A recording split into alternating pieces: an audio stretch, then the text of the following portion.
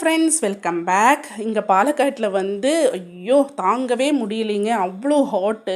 So அதனால் காலையிலே வந்து சீக்கிரமாக வேலையை முடிச்சுட்டுருக்கேன். சாப்பாட்டுக்கு வந்து அரிசி ஊற போட்டுட்டு அதுக்கப்புறமா உப்புமாவை செஞ்சு சாம்பார் செஞ்சுட்டு கோவக்காய் எடுத்து வெளியில் வச்சதுக்கு அப்புறமா தான் எனக்கு ஞாபகத்துக்கு வந்தது, செடியில் வந்து நிறைய கத்திரிக்காய் வந்து காய்ச்சிருந்துங்க. என்னென்னா ஒரு இடமலை பெஞ்சிருந்தது, அதில் வந்து நிறைய கத்திரிக்காய் வந்து விட்டுருந்துச்சு. ஸோ அது எல்லாமே சரியான டைமில் வந்து ஒரே மாதிரி ஒரு 3/4 கிலோ 1 கிலோக்கு பக்கம் நல்லா காய்ச்சிருந்துச்சு. சரி அதே பறித்து நமக்கு இன்றைக்கி மத்தியானத்துக்கு பொரிக்கலான்ட்டு எல்லாமே பறித்து எடுத்துட்டேன். பெருசாக பார்த்து எடுத்து பறிச்சாச்சு.